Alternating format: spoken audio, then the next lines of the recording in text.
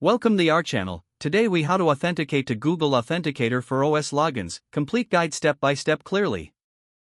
To authenticate to Google Authenticator for OS logins, start by downloading the Google Authenticator app from your device's App Store. Install the app on your smartphone and open it. Next, on your computer, navigate to the Settings or Security section of the operating system you are using. Look for the option to enable two-factor authentication.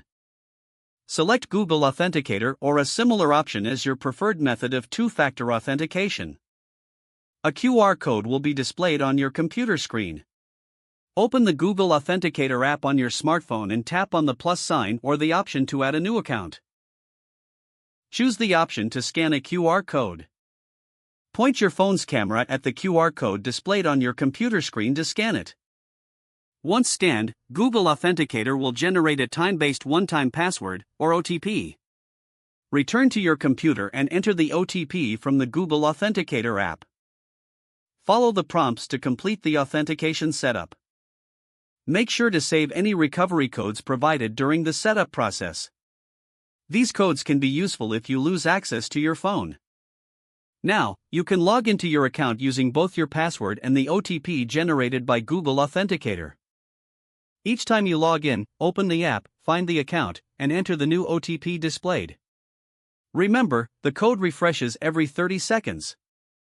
For added security, store backup codes securely in case you need to recover access without your phone.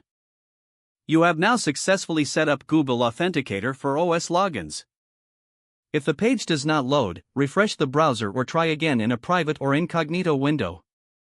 Make sure you are using the correct email address, then retype it carefully to avoid small typos. If your password is not accepted, use the reset option and create a new strong password you can remember.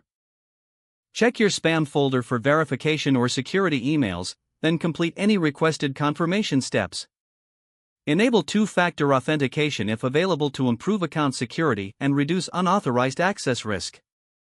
After signing in, review your profile details so your contact information and settings are accurate and current. If you see an error message, note it down and try again after restarting your device and internet connection.